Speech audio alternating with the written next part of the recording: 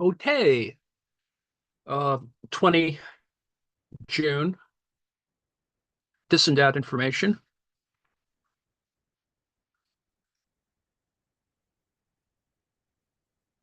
Today, we're going to look at we're going to start with Michael Hudson, although there's several articles attached here. The variegated financialization of housing. See, it all comes back together. Discussions of rent, financialization, capital,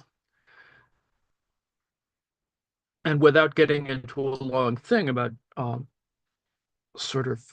discounting or making less or more problematic the concept of the labor theory of value, some things still exist. They're just there. Can't sort of wish it away. And uh, and I think we've covered enough things to sort of disclaim or at least set aside certain other controversial elements. So we're getting down to, I think, a reasonable capital model, one that obviously includes money, that this kind of capital controversy, let's say a new capital controversy, would include um, those kinds of things that people like Michael Hudson cover in terms of financialization. So let me start first with a briefer beginning by on on financialization and housing. And let me just read the abstract, and then we'll look at the Michael Hudson piece.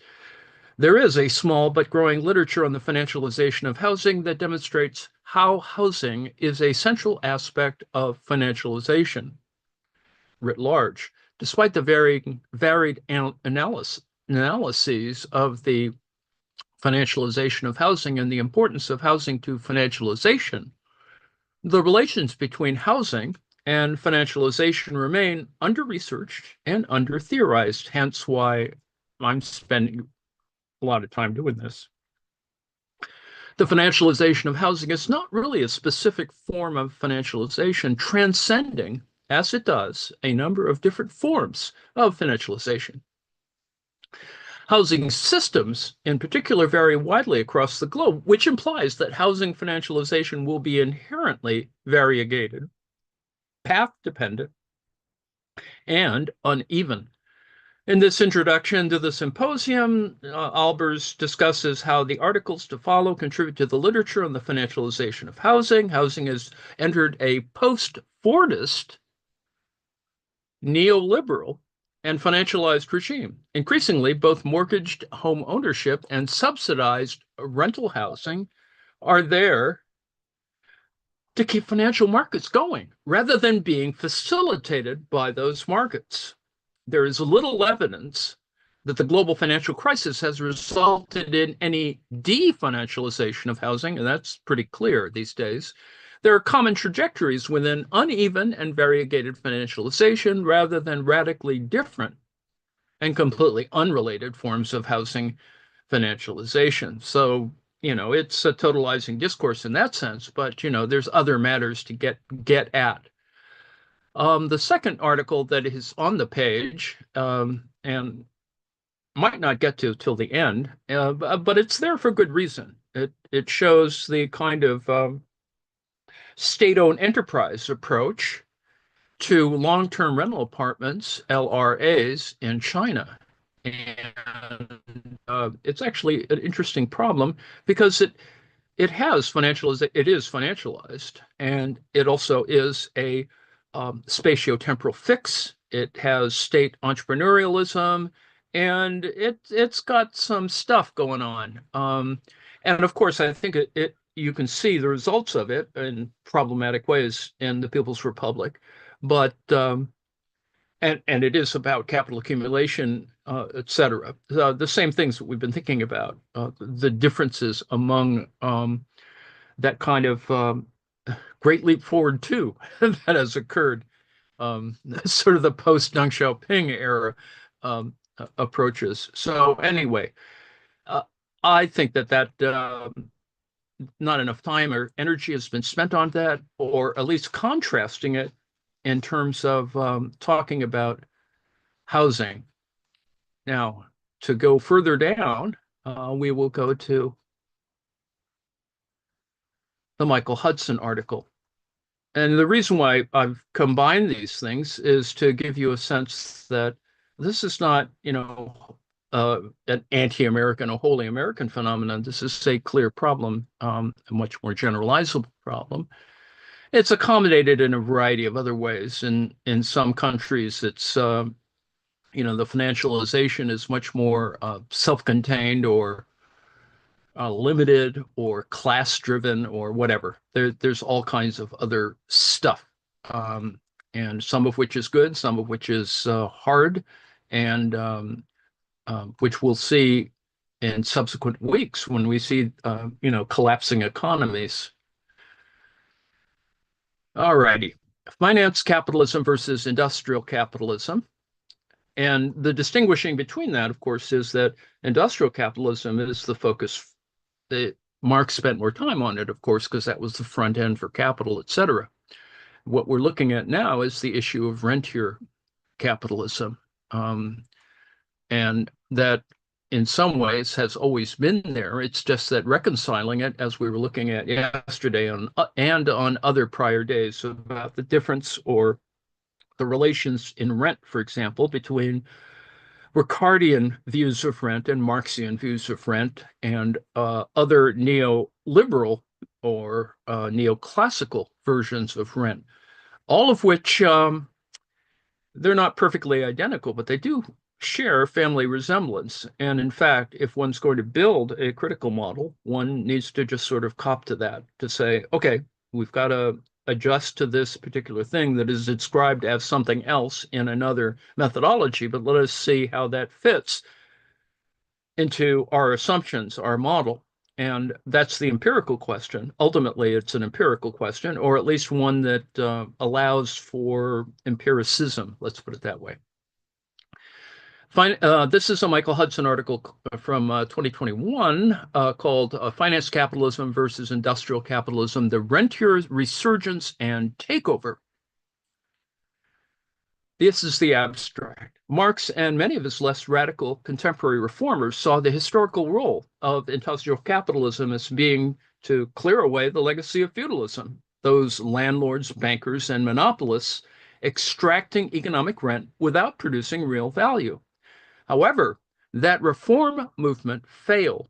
Today, the finance, insurance, and real estate sector, FIRE, F-I-R-E, has regained control of government, creating neo-rentier economies. The aim of this post-industrial finance capitalism is the opposite of industrial capitalism as known to 19th century economists. It seeks wealth primarily through the extraction of economic rent, not industrial capital formation. And this is, the distinguishing character. Tax favoritism for real estate, privatization of and mineral extraction, and banking and infrastructure monopolies add to the cost of living and doing business. Labor is increasingly exploited by bank debt, student debt, and credit card debt, while housing and other prices are inflated on credit, leaving less income to spend on goods and services as economies suffer debt deflation. Today's new Cold War is a fight to internationalize this rentier capitalism by globally privatizing and financializing transportation, education, healthcare, prisons, and policing, the post office and communications, and other sectors that formerly were kept in the public domain. You can see all of this happening right now in 2025. In Western economies, such privatizations have reversed the drive of industrial capitalism. In addition to monopoly prices for privatized services, financial managers are cannibalizing industry by leveraging debt and high dividend payouts to increase stock prices. Now, this is exactly where we are at the present moment. This is not any kind of mistaken or hypothesized description. So here it is. Keywords are financialization, rentier capitalism, and the FIRE sector. Today's neo-rentier economies obtain wealth mainly by rent seeking, while financialization capitalizes real estate and monopoly rent into bank loans, stocks, and bonds. Debt leveraging to bid up prices and create capital gains on credit for this virtual wealth has been fueled by central bank quantitative easing since 2009. The means by which some adjustments were made after in order to ease the economic recession. Section 2, financial engineering is replacing industrial engineering. Not that they were that different, but anyway. Over 90% of recent U.S. corporate income has been earmarked to raise companies' stock prices by being paid out as dividends to stockholders or spent on stock buyback programs. Many companies even borrow to buy up their own shares, thus raising their debt-equity ratios. Households and industry are becoming debt-strapped, owing rent and debt service to the finance, insurance, and real estate sector. Finance, insurance, and real estate sector. This renter overhead leaves less wage and profit income available to spend on goods and services and brings to a close the 75-year U.S. and European expansion begun at the end of World War II in 1945. These rentier dynamics are the opposite of what Marx described as industrial capitalism's laws of motion. And we've talked about this before relative to Marx's text, Capital, Volume 1, 2, and 3.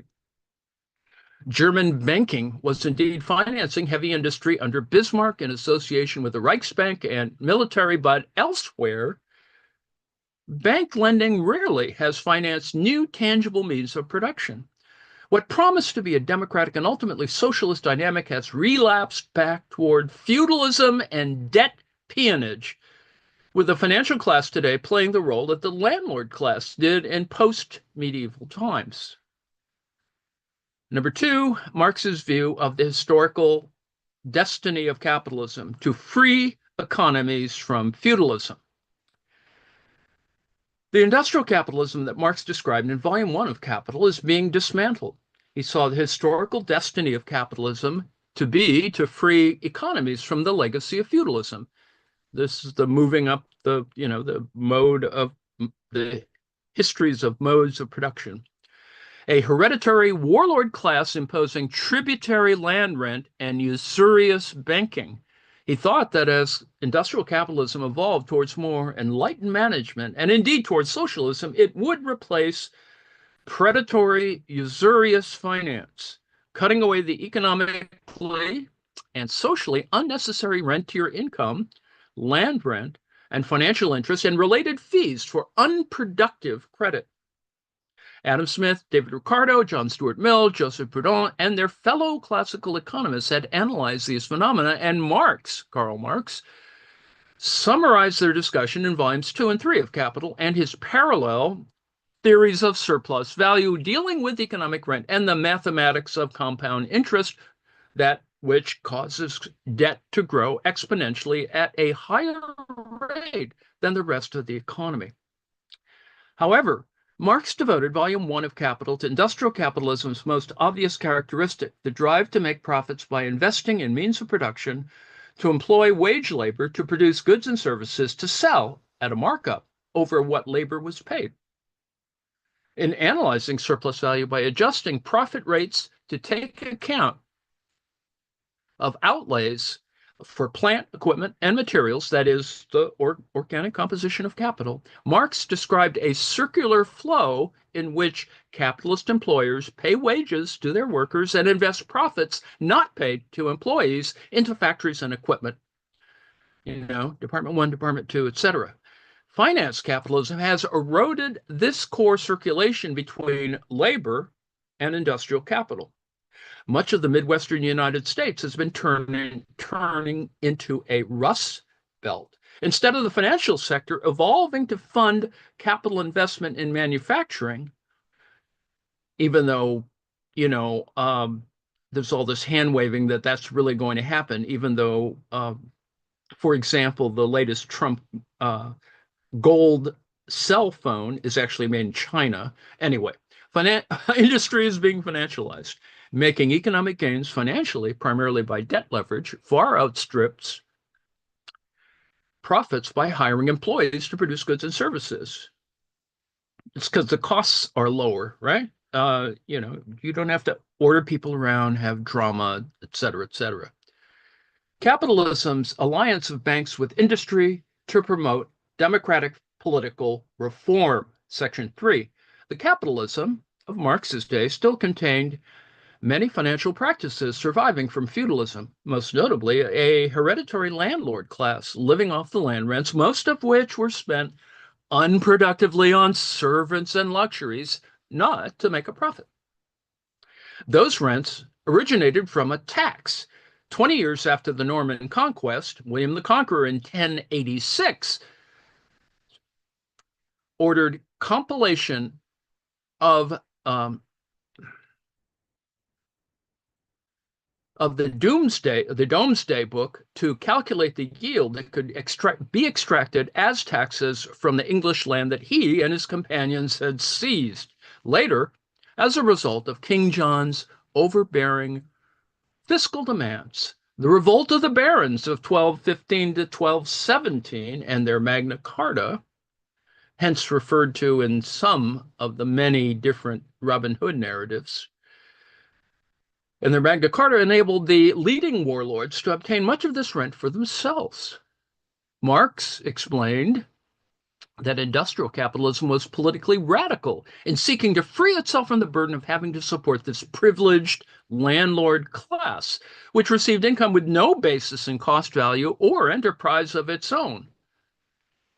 Industrialists sought to win markets by cutting costs below those of their competitors. That aim required freeing the entire economy from the faux frais of production, which were socially unnecessary charges built into the cost of living and doing business. Classical economic rent was defined as the excess of price above intrinsic cost value, the latter being ultimately reducible to labor costs. Now, that's the classical model. Productive labor was defined as that labor employed to create a profit, in contrast to the servants and retainers, coachmen, butlers, cooks, and others, on whom landlords spent much of their rent, upstairs, downstairs, Down Abbey, etc. The paradigmatic form of economic rent was the ground rent paid to Europe's hereditary aristocracy. As John Stuart Mill explained, landlords reaped rents and rising land prices in their sleep. Ricardo, in 1817, pointed out a kindred form of differential rent and natural resource rent, stemming from the ability of mines with high-quality ore bodies to sell their lower-cost mineral output at prices set by high-cost mines. Finally, there was monopoly rent, paid to owners at choke points in the economy whereby they could extract rents without a basis in any cost outlay. Such rents logically included financial interest, fees, and penalties. Marx saw the capitalist ideal as freeing economies from the landlord class that controlled the House of Lords in Britain and similar upper houses of government in other countries. That aim required political reform of Parliament in Britain, which meant ultimately stripping power from the House of Lords and ceding it to the House of Commons to prevent the landlords from protecting their special interests at the expense of Britain's industrial economy. The first great battle in this fight against the landed interest, landed capital, was won in 1846 by the repeal of the Corn Laws. The fight to limit landlord power over government culminated in the constitutional crisis of 1909 to 1910, when the House of Lords rejected the land tax imposed by the Commons. The crisis was resolved by a ruling that the Lords never again could reject a revenue bill passed by the House of Commons. There, that'll show you. Section 4, the banking sector.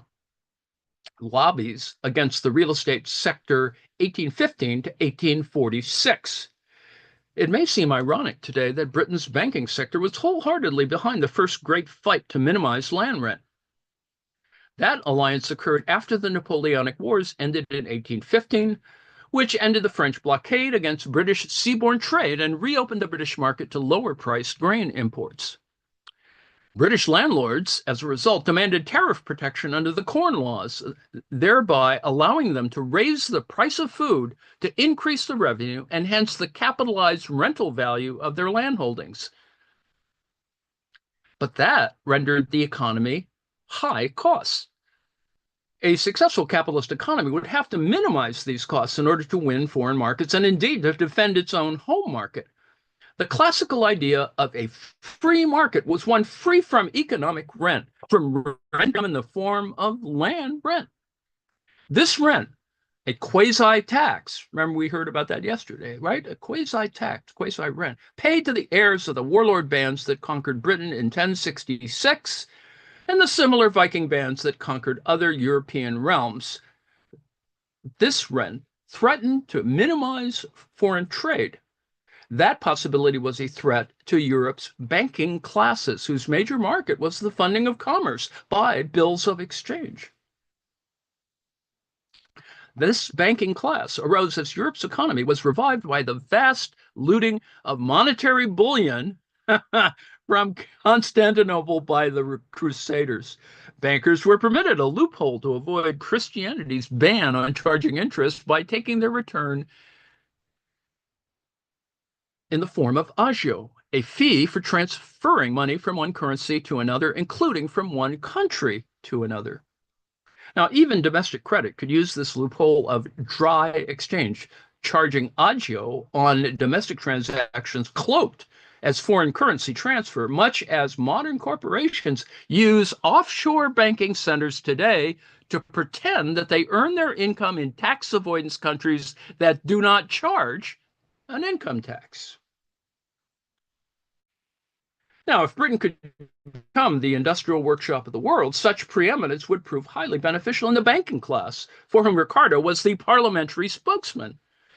Britain would enjoy an international division of labor in which it exported manufactures and imported food and raw materials from the other countries specializing in primary commodities that depended on Britain for their industrial products. However, for this to happen, Britain needed a low price of labor, and that meant low food costs, which at that time were the largest items in the family budgets of wage labor.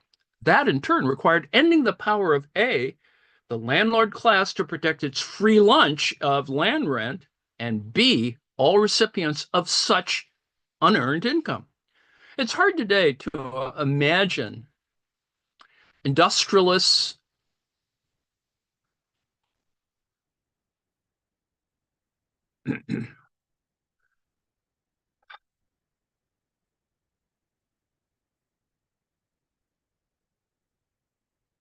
It is hard today to imagine industrialists and bankers hand in hand promoting democratic reform against the aristocracy.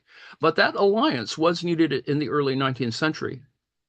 Of course, democratic reform at that time extended only to the extent of unseating the landlord class, not protecting the interest of labor. The hollowness of the industrial and banking classes' democratic rhetoric became apparent in Europe's 1848 revolutions, when the vested interests ganged up against extending democracy, like suffrage, to the population at large, once the latter had helped end landlord protection of its rents. Of course, it was socialists who picked up this political fight. After 1848, Marx later reminded a correspondent that the first plank of the Communist Manifesto was to socialize land rent. But he poked fun at the free market rent critics who refused to recognize that rentier-like exploitation even existed in the industrial employment of wage labor. Just as landlords obtained land rent in excess of the cost of producing their crops or renting out housing, so employers obtained profits by selling the products of wage labor at a markup. To Marx, that made industrialists part of the rentier class in principle, although the overall economic system of industrial capitalism was much different from that of post-feudal rentiers, landlords, and bankers. There's a lot of differentiation that occurs. Part of it has to do with urbanization, among other things. The alliance of banking with real estate and other rent-seeking sectors. Now, by examining this background, that's number 5, section 5, by examining this background of how industrial capitalism was evolving in Marx's day, we can see how overly optimistic he was regarding the drive by industrialists to strip away all unnecessary costs of production, all charges that added up to price without adding to value. This is the crux of the issue in the Marxist sense.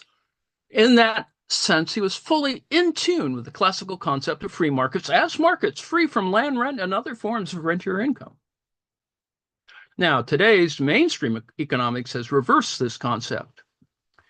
For example, in an Orwellian double-think twist, the vested interests today define a free market as one free for the proliferation of various forms of land rent, even to the point of giving special tax advantages to absentee real estate investment. The oil and mining industries, this is how natural resource rent see the upcoming land grab, and most of all, to high finance, the accounting fiction of carried interest, an obscure term for short-term arbitrage speculation.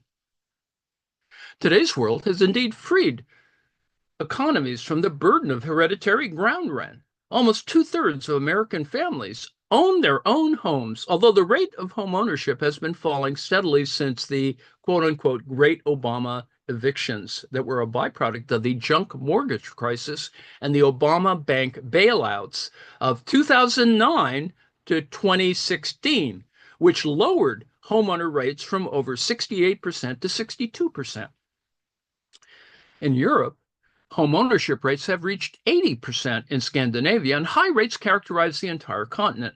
Home ownership and also the opportunity to purchase commercial real estate has indeed become democratized, but it has been democratized on credit, which is the only way for wage earners to obtain housing, because otherwise they would have to spend their entire working life saving enough to buy a home.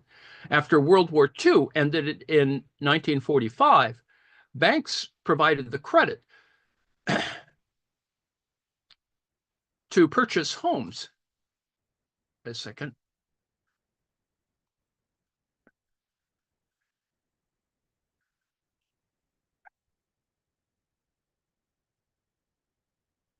Real estate is by far the banking sector's largest market. Mortgage lending accounts for about 80% of US and British bank credit. It played only a minor role back in 1815 when banks focused on financing commerce and international trade. Nothing broad for the middle classes. Today, we can speak of the FIRE sector, finance, insurance, and real estate sector, as the economy's dominant rentier sector. This alliance of banking with real estate has led banks to become the major lobbyists protecting real estate owners, see Trump, by opposing, in the face of rising advocacy, the land tax that seemed to be the wave of the future in 1848. Its intention to tax away the land's entire price gains and rent and make land the tax base, as Adam Smith had urged, instead of taxing labor and consumers or profits. Indeed, when the U.S. income tax began to be levied in 1914, it fell only on the wealthiest 1% of Americans, whose taxable income consisted almost entirely of property and financial claims. Now, the past century has reversed that tax philosophy, needless to say, as we can see in the current politics. On a national level, real estate has paid almost zero income tax since World War II, thanks to two giveaways. The first is fictitious depreciation, sometimes called overdepreciation. Landlords can pretend that their buildings are losing value by claiming that they're wearing out at fictitiously high rates, which is why Donald Trump has said that he loves depreciation. Needless to say, somebody sort of caught him at that, didn't they? However, by far the largest giveaway is that interest payments are tax deductible. Real estate is taxed locally to be sure, but typically at only 1% of assessed valuation, which is less than 7 to 10% of the actual land rent. Now, the basic reason why banks support tax favoritism for landlords is that whatever the tax collector relinquishes is available to be paid as interest. Mortgage bankers end up with the vast majority of land rent in the United States. And you can see this business about the tax coming up, right? The current crisis. When a property is put up for sale, and homeowners bid against each other to buy it, the equilibrium point is where the winner is willing to pay the full rental value to the banker to obtain a mortgage. Commercial investors also are willing to pay the entire rental income to obtain a mortgage because they are after the capital gain. That is the rise in the land's price. The policy position of the so-called Ricardian socialists in Britain and their counterparts in France, Proudhon and others, was for the state to collect the land's economic rent as its major source of revenue. However, today's capital gains occur primarily in real estate and finance and are virtually tax-free for landlords. Owners pay no capital gains tax as real estate prices rise or even upon sale if they use their gains to buy another property. And when landlords die, all tax liability is wiped out. The oil and mining industries likewise are notoriously exempt from income taxation on their natural resource rents. For a long time, the depletion allowance allowed them tax credit for the oil that was sold off, enabling them to buy new oil-producing properties or whatever they wanted with their supposed asset loss, defined as the value to recover whatever they had emptied out. So there was no real loss, of course. Oil and minerals are provided by nature. These sectors also make themselves tax exempt on their foreign profits and rents by using flags of convenience registered in offshore banking centers. And you can see how that is replicated in transportation with ship hulls. This ploy enables them to claim to make all their profits in Panama, Liberia, or other countries that do not charge an income tax or even have a currency of their own, but use the US dollar so as to save American companies from any foreign exchange risk. In oil and mining, as with real estate, the banking system has become symbiotic with rent recipients, including companies extracting monopoly rent. Already in the late 19th century, the banking and insurance sector was recognized as the mother of trusts, financing its creation to extract monopoly rents over and above normal profit rates.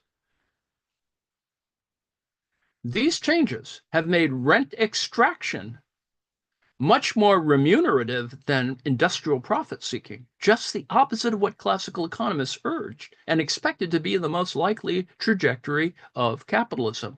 Marx expected the logic of industrial capitalism to free society from its rentier legacy and to create public infrastructure investment to lower the economy-wide cost of production. By minimizing labor's expenses that employers had to cover, this public investment would put in place the organizational network that in due course, sometimes needing a revolution to be sure, that would put in place, a network that would become a socialist economy. Although banking developed ostensibly to serve foreign trade by the industrial nations, it became a force in itself, undermining industrial capitalism. In Marxist terms, instead of financing the M-C-M prime circulation, that is money invested in capital to produce a profit and consequently yet more money, high finance has abbreviated the process to M-M prime, making money purely from money and credit without tangible capital investment. Let me break here for a second and say, yes, that's one way of looking at it, but you do have to see that there, within the context of financialization, that there are, of course, distortions in this built from in financial markets. This is, that you can have fictitious surplus capital, whatever. Anyway, the rentier squeeze on budgets. Number 6, debt deflation as a byproduct of asset price inflation. debt deflation as a byproduct of asset price inflation. Democratization of home ownership meant that housing no longer was owned primarily by absentee owners extracting rent, but by owner occupants. As home ownership spread, new buyers came to support the rentier drives to block land taxation, not realizing that rent that was not taxed would be paid to the banks as interest to absorb the rent of location hitherto paid to absentee landlords. Sleight of hand, and you don't really see it right if you're a renter. Real estate has risen in price as a result of debt leveraging. The process makes investors, speculators, and their bankers wealthy, but raises the cost of housing and commercial property for new buyers who are obliged to take on more debt in order to obtain secure housing. That cost is also passed on to renters, and employers ultimately are obliged to pay their labor force enough to pay these financialized housing costs. From North America to Europe, debt deflation has become the distinguishing feature of today's economies, imposing austerity as debt service absorbs a rising share of personal and corporate income, and thereby leaves less to spend on goods and services. The economies indebted, 90%, find themselves obliged to pay more and more interest and financial fees. The corporate sector, and now also the state and local government sector, likewise are obliged to pay a rising share of their revenue to creditors. Investors are willing to pay most of their rental income as interest to the banking sector because they hope to sell their property at some point for a capital gain. Modern finance capitalism focuses on total returns, defined as current income plus asset price gains, above all for land and real estate. Yes, there is a figure one. Inasmuch as a home or other property is worth however much banks will lend against it, wealth is created primarily by financial means by banks lending a rising proportion of the value of assets pledged as collateral. The fact that asset price gains are largely debt financed explains why economic growth is slowing in the United States and Europe, even as stock market and real estate prices are inflated on credit. So the result is a debt-leveraged economy. Changes in the value of the economy's land from year to year far exceeds the change in GDP. Wealth is obtained primarily by asset price, that is, capital gains in the valuation of land and real estate, stocks, bonds, and creditor loans, the sort of virtual wealth. Not so much by saving income, that is, wages, profits, and rents. The magnitude of these asset price gains tends to dwarf profits, rental income, and wages. The tendency has been to imagine that rising prices for real estate, stocks, and bonds has been making homeowners richer. But this price rise is fueled by bank credit, right? The bank owns everything. A home or other property is worth however much a bank will lend against it, and banks have lent a larger and larger proportion of the home's value since 1945. For U.S. real estate as a whole, debt has come to exceed equity for more than a decade now.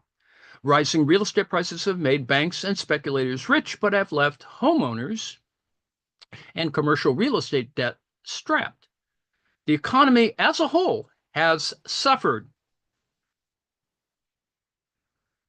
Debt-fueled housing costs in the United States are so high that if all Americans were given their physical consumer goods for free, that is, food, clothing, and so forth, they still could not compete with workers in China or most other countries.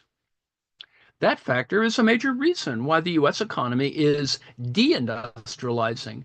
That factor is a major reason. Thus, this policy of creating wealth by financialization undercuts the logic of industrial capitalism. Number 7, finance capital's fight to privatize and monopolize public infrastructure. And this is figure 1. You can see the divergence, the chaos that has occurred since World War II. Another reason for deindustrialization is the rising cost of living, stemming from conversion of public infrastructure into privatized monopolies. As the United States and Germany overtook British industrial capitalism, a major key to industrial advantage was recognized to be public investment in roads, railroads, and other transportation, education, public health, communications, and other basic infrastructure.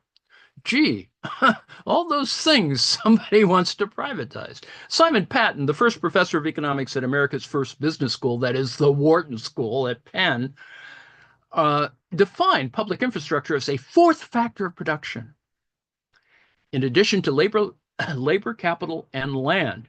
But unlike capital, Patten explained this infrastructure's aim was not to make a profit, but to minimize the cost of living and doing business by providing low-priced basic services to make the private sector more competitive. Unlike the military levies that overburden taxpayers in pre-modern economies, in an industrial society, the object of taxation is to increase industrial prosperity by creating infrastructure in the form of canals, railroads, a postal service, and public education. This infrastructure was a fourth factor of production. Taxes would be then burdenless.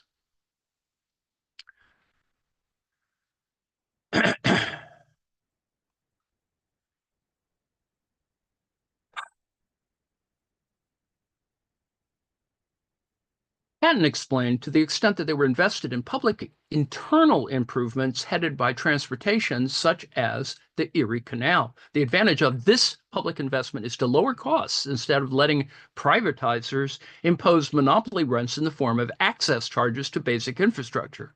Governments can price the services of these natural monopolies, including credit creation, as we're seeing today, at cost or offer them freely, helping labor and its employers undersell industrialists in countries lacking such public enterprise.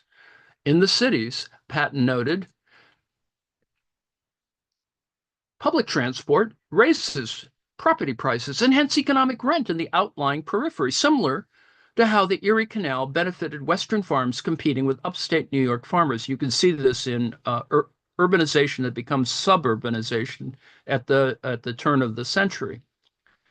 That principle is evident in today's suburban neighborhoods relative to city centers.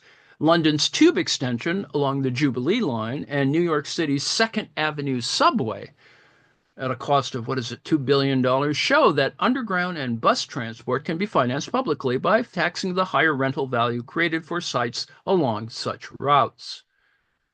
Paying for capital investment out of such tax levies can provide transportation at subsidized prices, minimizing the economy's cost structure accordingly. What Joseph Stiglitz popularized as the Henry George Law, thus more correctly, should be known as Patton's Law of burdenless taxation. Under a regime of burdenless taxation, the return on public investment does not take the form of profit, but aims at lowering the economy's overall price structure to, quote, promote general prosperity, the greater good. This means that governments should operate natural monopolies directly, or at least regulate them. As Patton noted, parks, sewers, and schools improve the health and intelligence of all classes of producers and thus enable them to produce more cheaply and to compete more successfully in other markets. Patton concluded, if the courts, post office, parks, gas and water works, street, river, and harbor improvements, and other public works do not increase the prosperity of society, they should not be conducted by the state. However, this prosperity for the overall economy was not obtained by treating public enterprises like what today is called a profit center. In one sense, this approach can be called privatizing the profits and socializing the losses. Advocating a mixed economy along these lines is part of the logic of industrial capitalism, seeking to minimize private sector production and employment costs in order to maximize profits. Basic social infrastructure is a subsidy to be supplied by the states. That's why, public-private partnerships are always skewed in favor of the private. Britain's conservative Prime Minister, Benjamin Disraeli, reflected this principle. Quote, the health of the people is really the foundation upon which all their happiness and all their powers as a state depend, unquote. He sponsored the Public Health Act of 1875, followed by the Sale of Food and Drugs Act, And the next year, the Education Act. The government would provide these services, not private employers or private monopoly seekers. For a century, public investment helped the United States pursue an economy of high wages policy, providing education, food, and health standards to make its labor more productive and thus able to undersell low-wage pauper labor, that is, in the global South. The aim was to create positive feedback between rising wages and increasing labor productivity. Europe's aristocratic governments developed their tax policy, quote, at a time when the state was a mere military organization for the defense of society from foreign foes. Yeah, darn those immigrants, or to gratify national feelings by aggressive wars. We'll know in 2 weeks. Such states had a passive economic development policy, and their tax philosophy was not based on economic efficiency. Details are provided in Hudson's 2011 book. Now, Henry George advocated a land tax, but his opposition to socialism led him to reject the value and price concepts necessary to define economic rent quantitatively. That's where single tax theory breaks down. His defense of bankers and interests rendered his policy recommendations ineffective as he moved to the libertarian right wing of the political spectrum, opposing government investment, but merely taxing the rent taken by privatizers, the reverse of what Patton and his pro-industrial school of economists were advocating based on classical value and classical price theory. He used Latin and sanitas sanitatum and translated as sanitation, all is sanitation. It was a pun on a more famous aphorism, vanitas vanitatum. Vanity, all is vanity. Anyway, that process is in sharp contrast to today's business plan of finance capitalism to cut wages and also cut back long-term financial investment, research, and development while privatizing public infrastructure. The neoliberal onslaught by Ronald Reagan in the United States and Margaret Thatcher in Britain in the 1980s was backed by IMF demands that debtor economies balance their budgets by selling off such public enterprises and cutting back social spending. Infrastructure services were privatized as natural monopolies, sharply raising the cost structure of such economies by creating enormous financial underwriting commissions and stock market gains for Wall Street and London. Privatizing hitherto public monopolies has become one of the most lucrative ways to gain wealth financially. See post office or whatever. But privatized healthcare and medical insurance is paid for by labor and its employees, not by the government, as in industrial capitalism. And in the face of the privatized educational system's rising cost, access to middle-class employment has been financed by student debt. These privatizations have not helped economies become more affluent or competitive. On an economy-wide level, this business plan is a race to the bottom, but one that benefits financial wealth at the top. It is where we are right now. Section 8. Finance capitalism impoverishes economies while increasing their cost structure. Classical economic rent is defined as the excess of price over intrinsic cost value. Now, capitalizing this rent, whether land rent or monopoly rent from the privatization described above into bonds, stocks, and bank loans, creates virtual wealth. Finance capitalism's exponential credit creation increases this virtual wealth. Financial securities and property claims, that is, financial securities and property claims, by managing these securities and claims in a way that has made them worth more than tangible real wealth. The major way to gain fortunes is to get asset price gains, that is, capital gains, on stocks, bonds, and real estate. However, this exponentially growing debt leverage financial overhead polarizes the economy in ways that concentrate ownership of wealth in the hands of creditors and owners of rental real estate, stocks, and bonds, thus draining the real economy to pay the FIRE sector, financial insurance and real estate sector. Post-classical economics depicts privatized infrastructure, natural resource development, and banking as being part of the industrial economy, not something superimposed on it by a rent-seeking class. However, the dynamic of finance capitalist economies is for wealth not to be granted mainly by investing in industrial means of production and saving up profits or wages, but to be gained by capital gains made primarily from rent seeking. These gains are not capital as classically understood. They are finance capital gains because they result from asset price inflation fueled by debt leveraging. This makes the comparison or the question that I asked Gemini below, a little more complicated. By inflating its housing prices and a stock market bubble on credit, America's debt leveraging, along with its financializing and privatizing basic infrastructure, has priced it out of world markets. China and other non-financialized countries have avoided high health insurance costs, education costs, and other services by supplying them freely or at a low cost as a public utility. God, what a concept. Public health and medical care costs much less abroad, but that scenario is attacked in the United States by neoliberals as socialized medicine, as if financialized healthcare would make the U.S. economy more efficient and competitive. Transportation likewise has been financialized and run for profit instead of to lower the cost of living and doing business.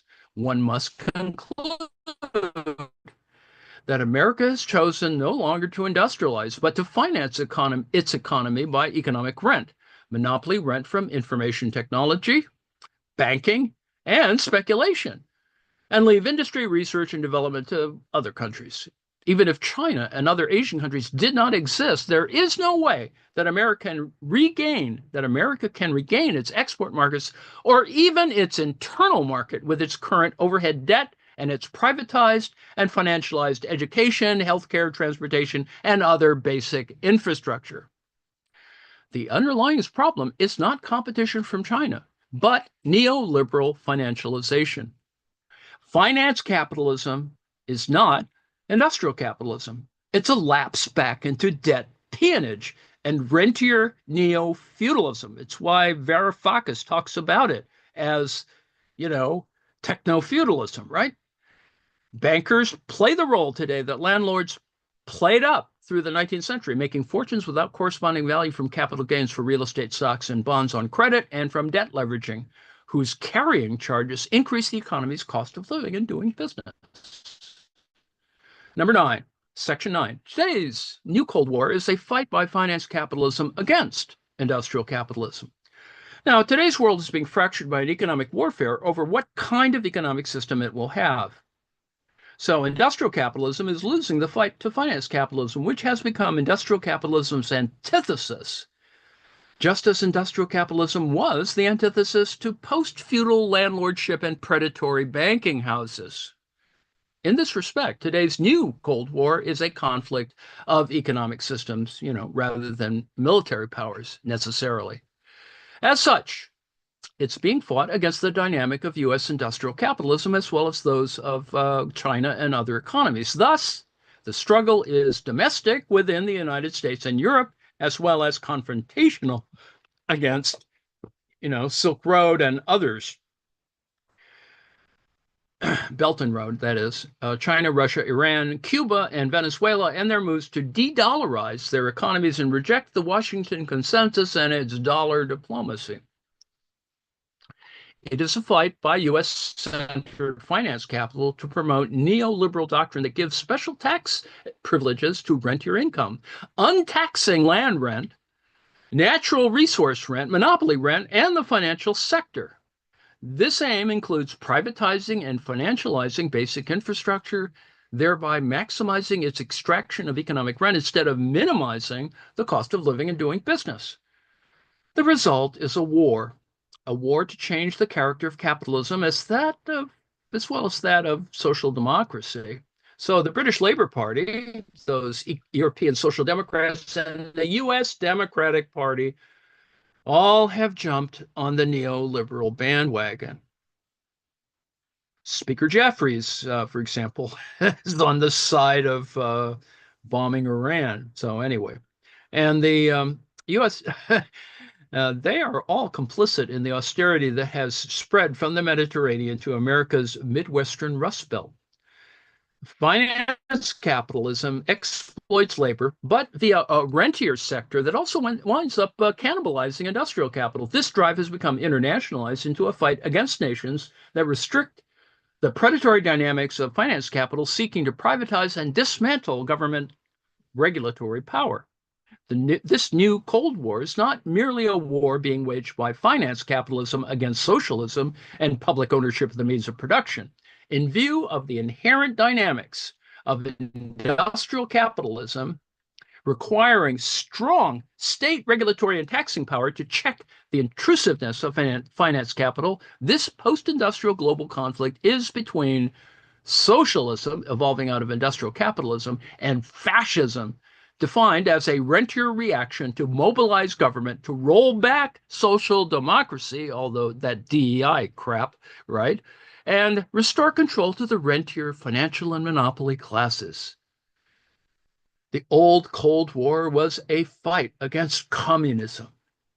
In addition to freeing itself from land rent, interest charges, and privately appropriated industrial profits, socialism favors labor's fight for better wages and working conditions, better public investment in schools, healthcare, and other social welfare support, better job security, and unemployment insurance.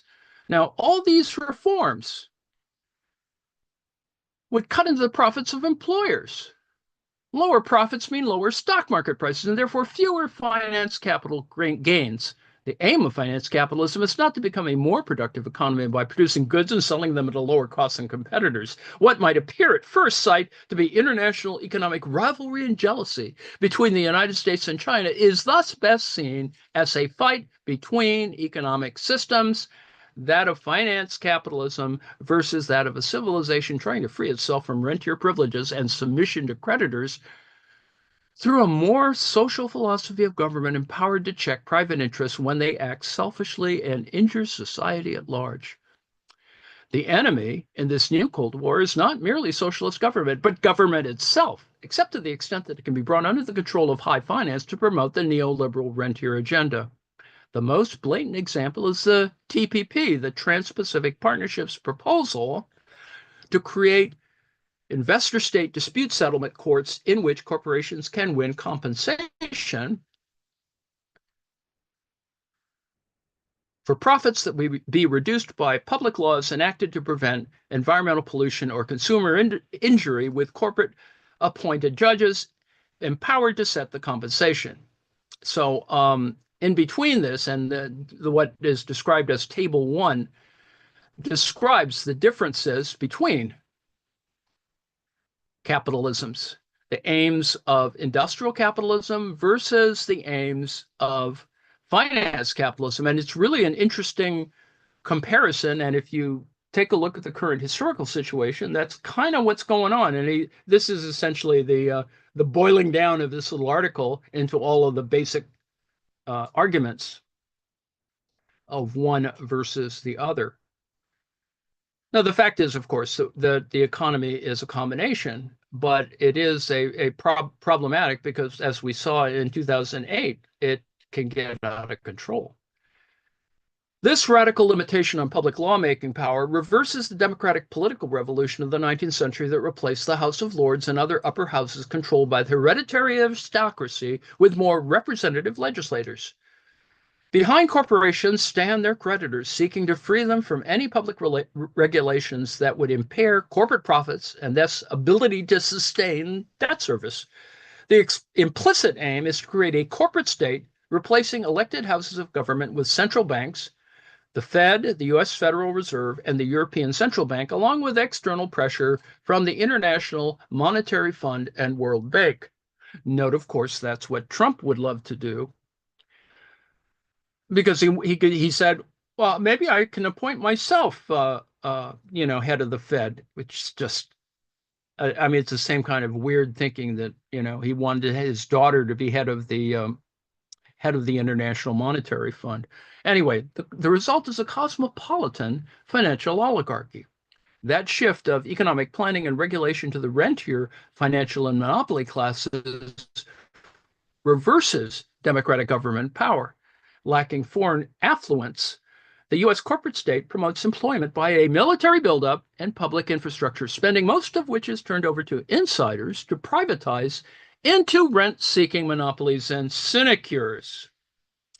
In the United States, the military is being privatized to fight abroad. For example, in Academy, formerly known as Blackwater, Eric Prince. And jails are being turned into profit centers using inexpensive convict labor, the prison industrial complex. What is ironic is that although China is seeking to decouple from Western finance capitalism, it actually has been doing what the United States did in its industrial takeoff in the late 19th century and early 20th.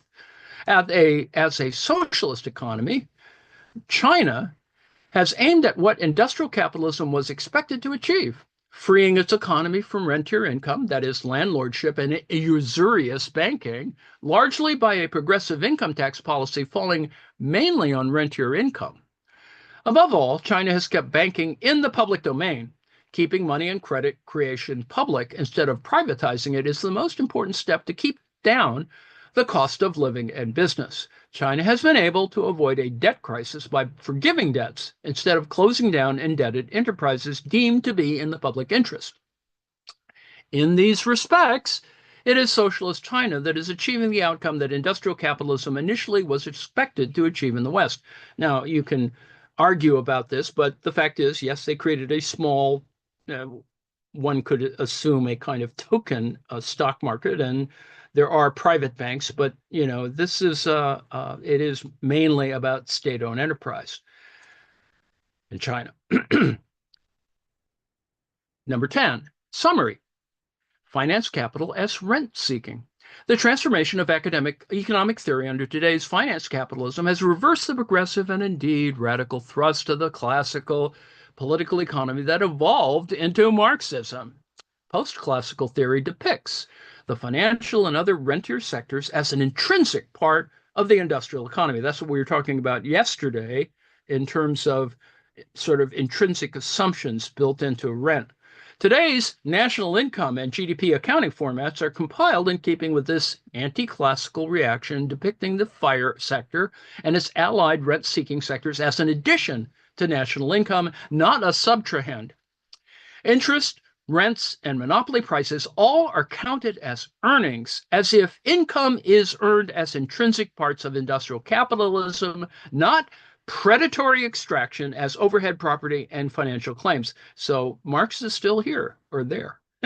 You just have to look at it properly. This possession is the opposite of classical economics. Finance capitalism is a drive to avoid what Marx and indeed the majority of his contemporaries expected, that industrial capitalism would evolve towards socialism peacefully or otherwise. As Asa and Kvangraven described in detail, the change as is the product of decades of lobbyists fighting to transform GDP statistics to describe banks' penalty fees and indeed any and all corporate revenue as a contribution to GDP, not as a cost. The result has been a transformation of the early GDP accounting format to a travesty that credits the financial sector as producing a product, not as imposing zero-sum transfer payments, as was formerly the case. The GDP imputations and fictitious production are reviewed and charted in a forthcoming text by Hudson. Some final observations. 11. Financial takeover of industry, government, and ideology. Almost every economy is a mixed economy, public and private, financial, industrial, and rent-seeking. Within these mixed economies, the financial dynamic of debt growing by compound interest attaches itself primarily to rent-extracting privileges.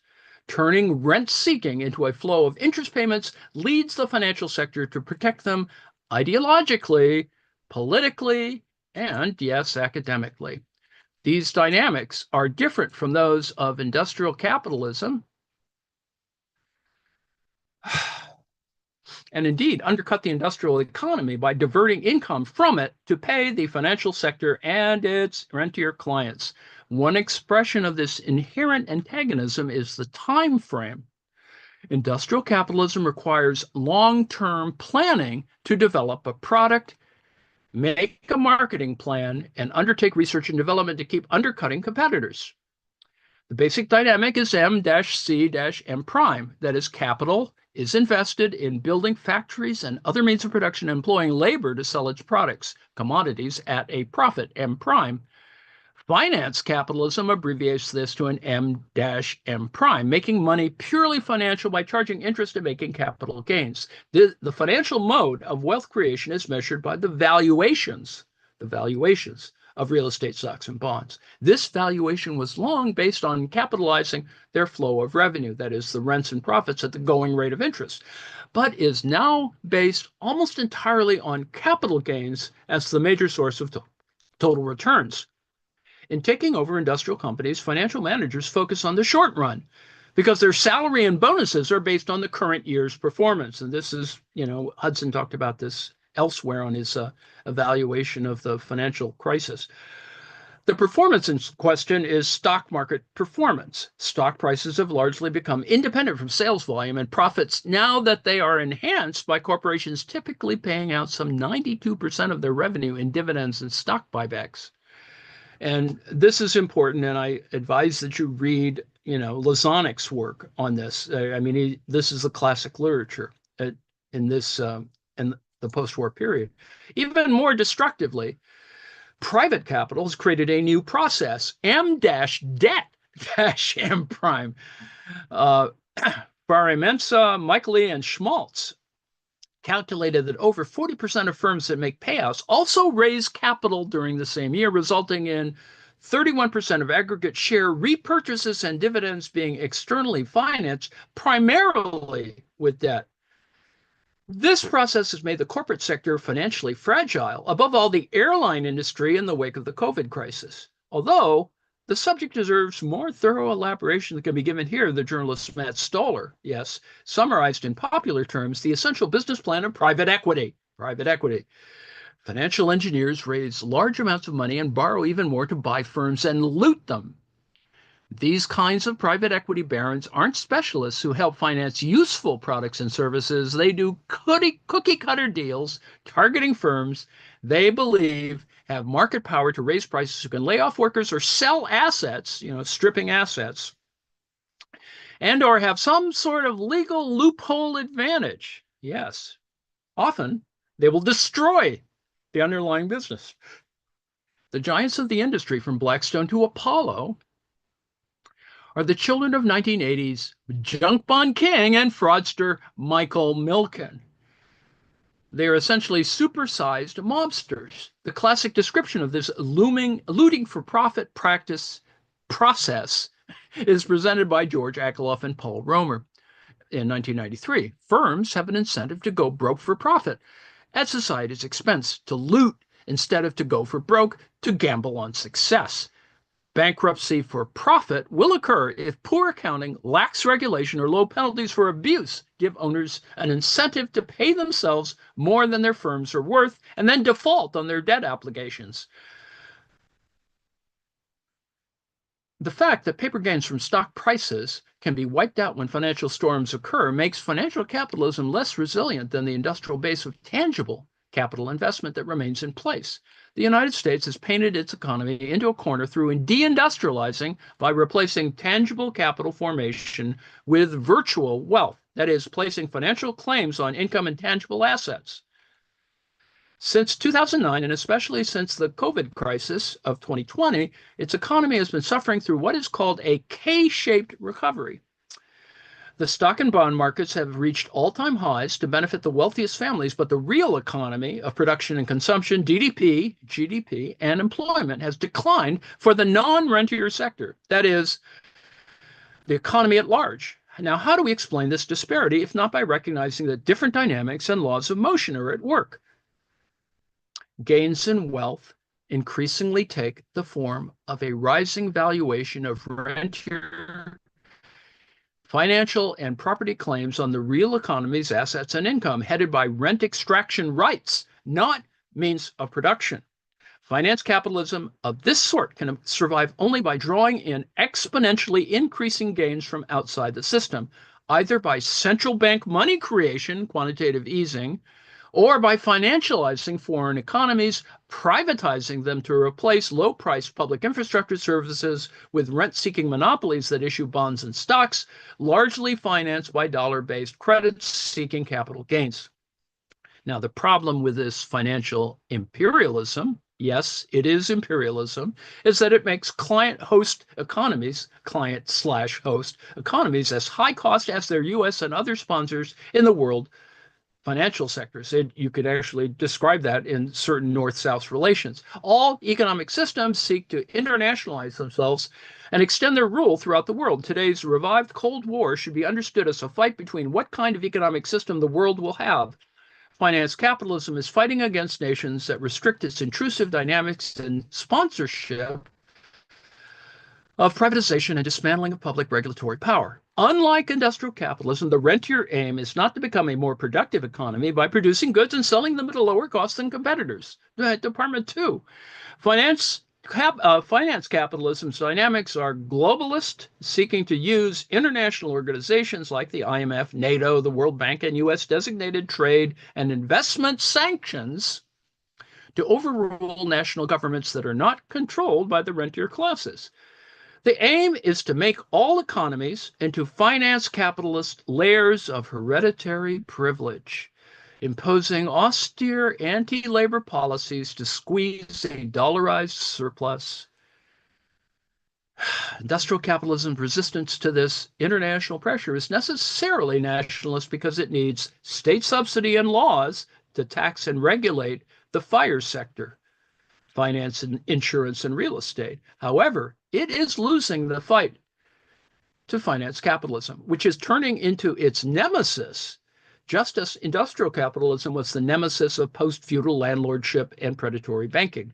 Industrial capitalism requires state subsidy, infrastructure investment, regulatory and taxing power to check the incursion of finance capital. See Biden's infrastructure plan.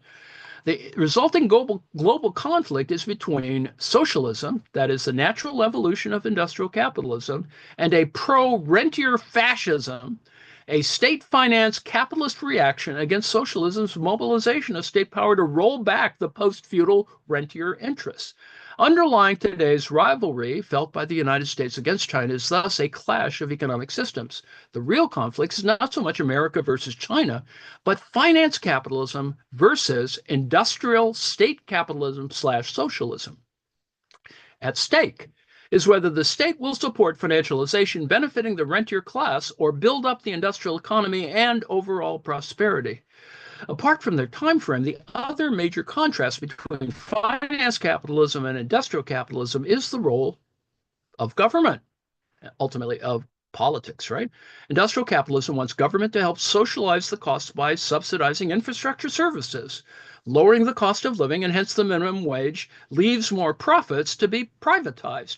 Finance capitalism wants to pry these public utilities away from the public domain and make them privatized, rent-yielding assets. That step raises the economy's cost structure and thus is self-defeating from the vantage point of international competition among industrialists. That development is why the lowest cost and least financialized economies have overtaken the United States, headed by China. The way that Asia, Europe, and the United States have reacted to the COVID crisis highlights the contrast. The pandemic has forced an estimated 70% of local neighborhood restaurants to close in the face of major rent and debt arrears. Renters, unemployed homeowners, and commercial real estate investors, as well as numerous consumer sectors, are also facing evictions and homelessness, insolvency, and foreclosure or distressed sales as economic activity plunges.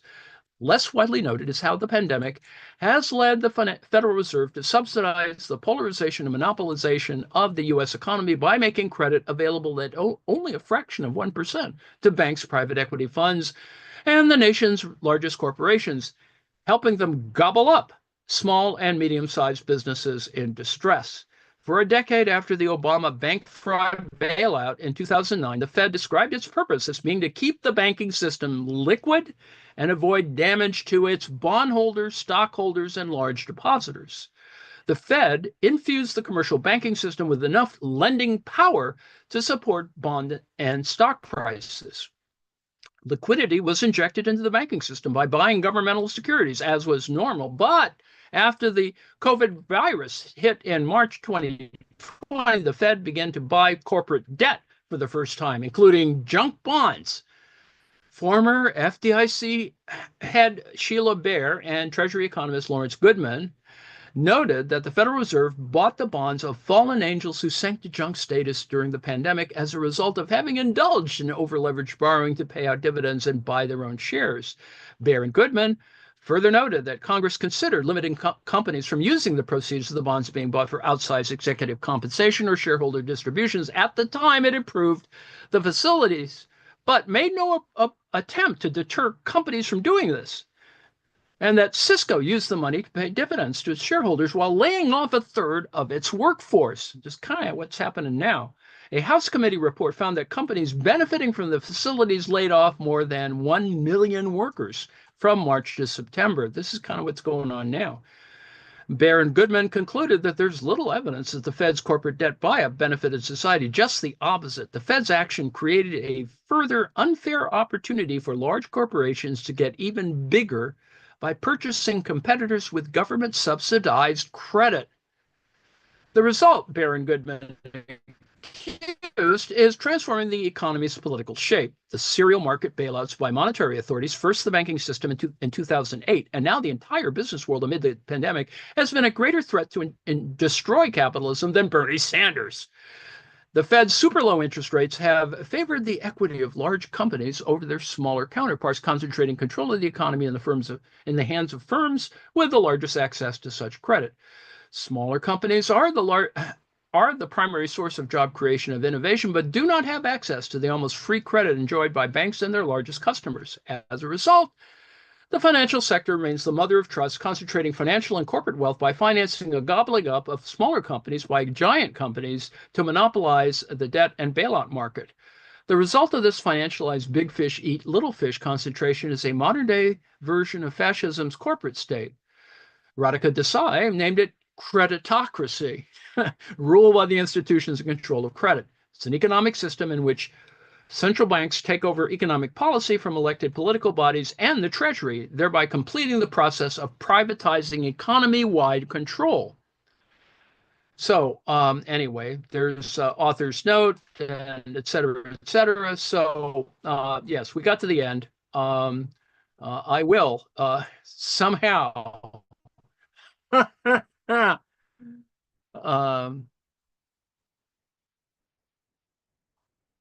seeing no questions, having put thousands to asleep, I will shut off